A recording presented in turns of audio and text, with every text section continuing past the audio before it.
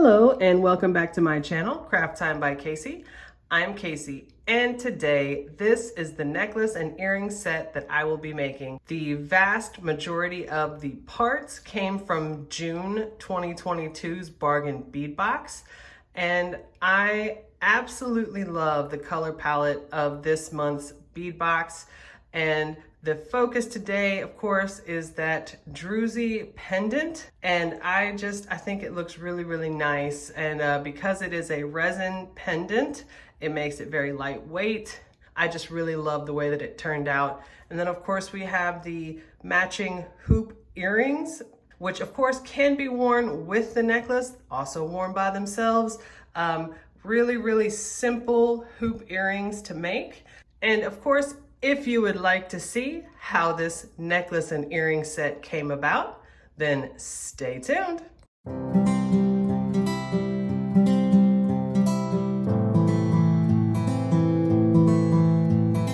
All right, let's get right into it. I'm going to start off by quickly going over the tools that I will be using. I have 2 sets of chain nose pliers. I am also going to be using my set of cutters, and I will be using my set of round nose pliers. I will also be using my crimping pliers. And of course, I'm going to mention my tool set. I highly recommend this tool set. It is very, very well made, very high quality. It is called the Casual Comfort tool set.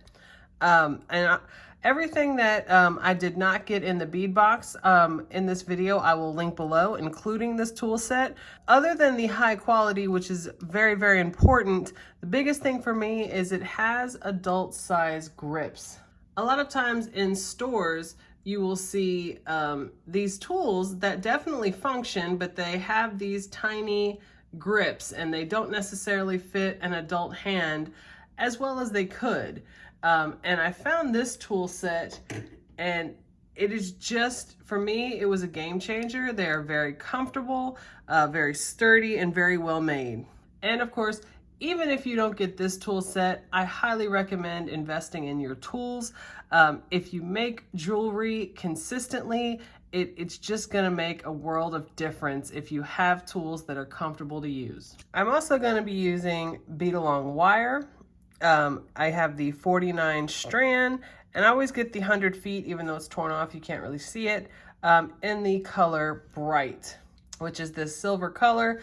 And I know you're probably seeing all of my gold finishes.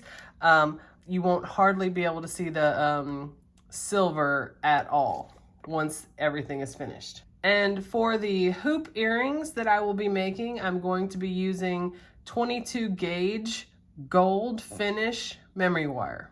All right, so I've already cut a pretty short strand of the wire. This is going to be right at, or I should say just over 9 inches. And I have a necklace in mind that's going to have a part that's going to be wired on each side and come together at the charm. Now for the beads that I will be using, it's all going to be centered around this focal pendant that came in. And of course, this is made with resin. It's not a real stone that came in the bead box. However, I do think it is very pretty. It's got that gold wrap around it. Very shiny, glossy on this side. And of course, it's matte on this side. But this is going to be the front for my necklace piece. And the idea that I have is that the drop bead that's already wire wrapped, it came wire wrapped in the box, and of course it's got the wire wrapping through the bottom. We'll see how it turns out. I like to kind of design on the fly, but I see it kind of hanging in the middle. Like I said, we'll see how it comes out when we get to that point. We're going to be using these druzy beads, 10 millimeter, and also these 8 millimeter rounds, and then these 6 millimeter rounds. And then from my own stash, I have a 6-inch strand of gold chain, and you'll need 2 of these. Lobster clasp, and of course all of the findings, guardian wire, crimp tubes, crimp covers, jump rings, and then I have 3 millimeter spacer beads, and then these gold leaf bead caps, and these flower shaped bead caps.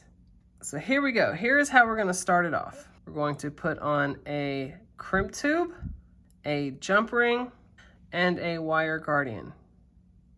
Put it through one side, wrap it around, put it through the other. And you wanna make sure that your jump ring goes up in the center of the guardian wire, and the crimp tube has both sides of the wire going through it, just like that. And then I'm going to pinch that guardian wire closed with my fingers, and then pull that wire so the tail isn't quite so long. And I'm gonna hold that wire apart. Now it's kind of hard to see with these small parts, but I want to make sure those two ends of the wire are held apart, that they don't overlap under the crimp tube. Then pull on that string on the wire. And now I'm going to go in with my crimping pliers into that second groove. Give it a good smash. Get that taco shape. Turn it on its side. Go into that first groove, smash, and that gets it pretty good. However, I like to go with that flat part at the end and then give it a final smash. And that way it's good and snug. And then at this point, I'm gonna hold that jump ring and I'm gonna go in with that crimp cover right over that smashed crimp tube and flip it up. I'm gonna go in with my chain nose pliers, give it a gentle smash, and then I'm gonna go in front to back and make sure that it's got that round shape. There you go, just like that. That's how you start the strand. So now it'll be the order of the beads. So we're going to have the flower bead cap facing up, druzy bead cap facing down, and then in between each bead, we're going to have a gold spacer, 6mm round, gold spacer. Then at this point, I'm gonna go down here and make sure everything has that tail tucked into it, just like this. All right, so now we're gonna do just this one more time. All right, here we go. So now we're going to do the last section. So the last part of the design will go like this. Leaf bead cap up, 8mm round, leaf bead cap down, and then the same spacer, 6mm round, spacer. So just like that. And we're going to do just this part 2 more times. All right, so here we go. Now I want to say you do not want to end with a spacer bead, that small gold spacer bead. If you notice on this end, that crimp cover gives the illusion as that first spacer bead. And that's going to be the exact same thing on this side. So you might want to make sure that you end with just the 6mm round. So I have a crimp tube, a jump ring, and a guardian wire. Put it through one side, wrap it around, put it through the other, and have the jump ring in the guardian wire, and both ends of the wire go through the crimp tube. And I'm going to pinch that guardian wire closed with my fingers. And when I bring it down, I'm going to go through the first couple of beads. Then hang on to that jump ring and then pull it snug. Now you want it to be snug, but you don't want it to be too snug. You want to make sure that there's flexibility in it.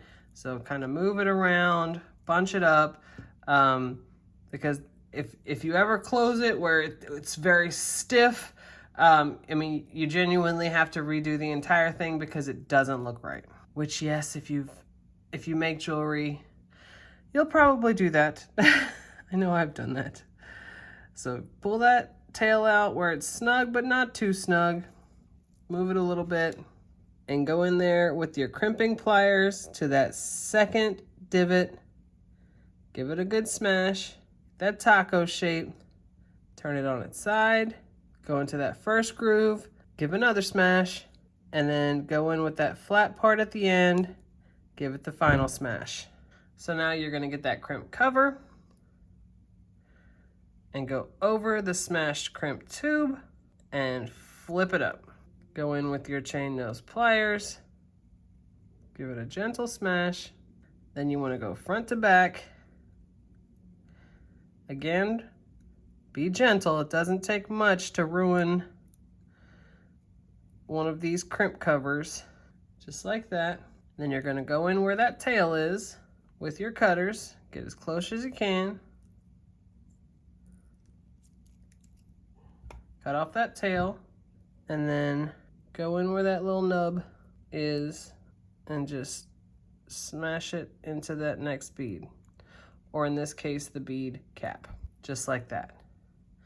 All right, so now we're going to use the jump ring that's on it and open that jump ring, connect it to that gold chain, close that jump ring, and now I'm gonna grab a smaller jump ring, open it, connect it to the end of the chain, and connect it with a lobster clasp.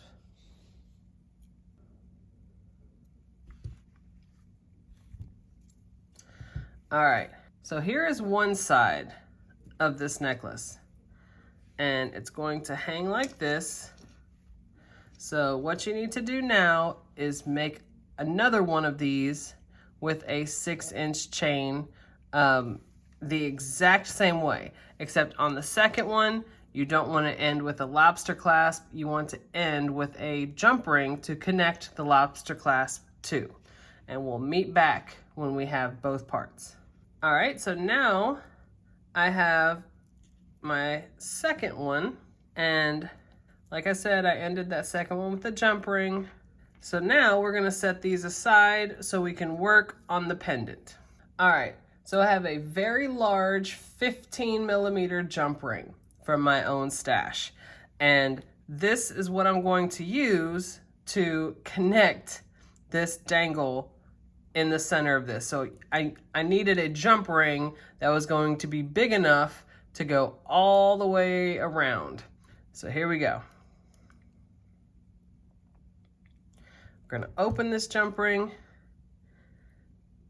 connect it to the drop bead, the wire wrap drop bead, and then I'm going to put it around the druzy bead, but I'm also going to connect it to that loop at the top, just like that. So here's how this is going to go. I'm gonna make sure that stays in there.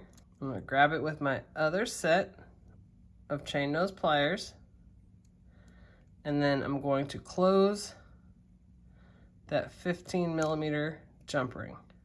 All right, so that has it hanging pretty nice. And the problem that I saw when I tried this before was that this 15 millimeter jump ring takes up the entire loop at the top.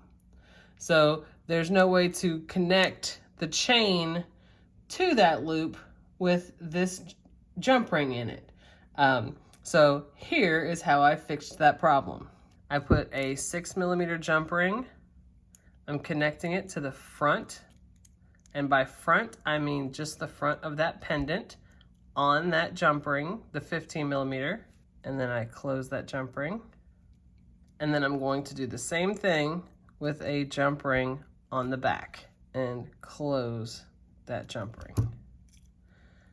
So we have 2 jump rings attached to the bigger jump ring, like this. So now we're going to attach this pendant to the necklace. So we'll start with this side. We're gonna open that jump ring. So I'm gonna hold on to that pendant in the center and let both of those jump rings fall to the front. And I'll go through both of those jump rings and go through one of the strands of the necklace. And that'll be one side. Open the jump ring on the other strand and do the same thing, where I go through both of those jump rings.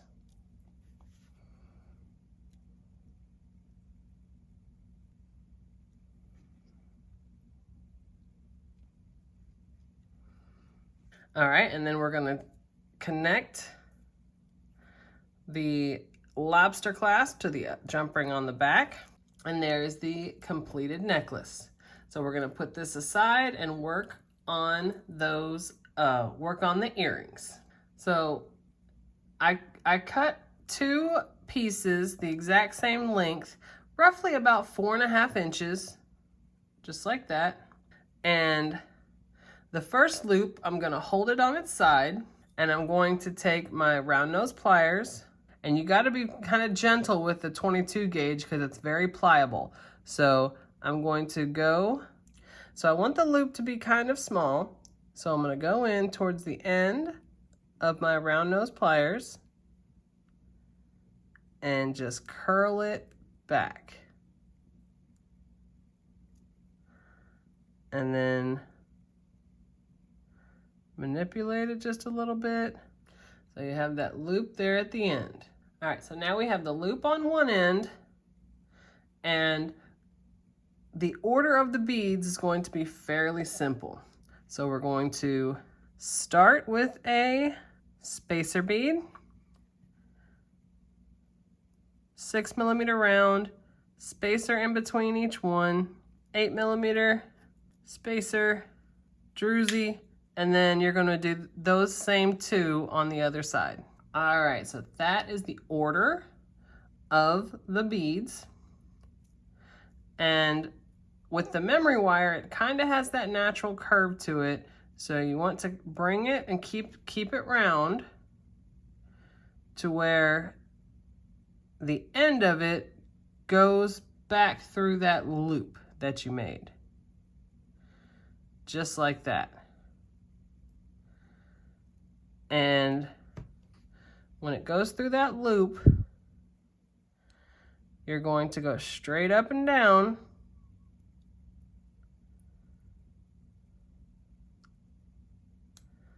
to wrap it back around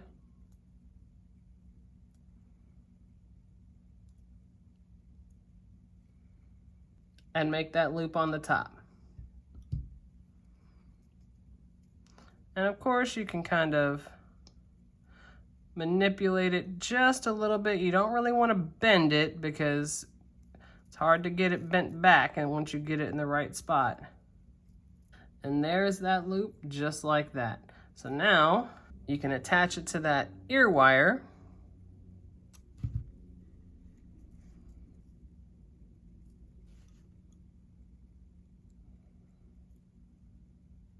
Close that right back. And then you have your hoop earrings. Then you want to make another one just like that to match. All right. So here is our set of earrings to our necklace. I will set it up on my display so we can see it better. All right. So here is the final product, or I should say final products. And I'm very happy with how it came out. I really like that pendant. You know, I'd probably prefer for it to be a real stone, but I think it looks really nice, and because it's resin, it makes it really lightweight, so quite a bit easier to wear. And I really like the design with that drop pendant, you know, falling right there in the center of it. I think that's really, really nice. And of course we have the earrings, the hoop earrings that go with it.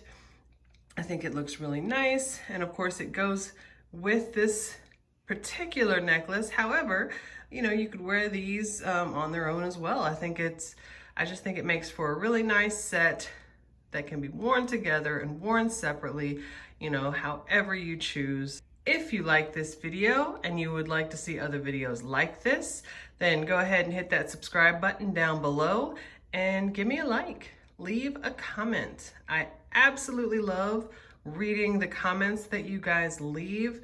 You guys are so kind, and it just truly is a highlight of my day to read my comments. I just absolutely appreciate each and every one of you. And I definitely look forward to seeing you in the next one. Bye.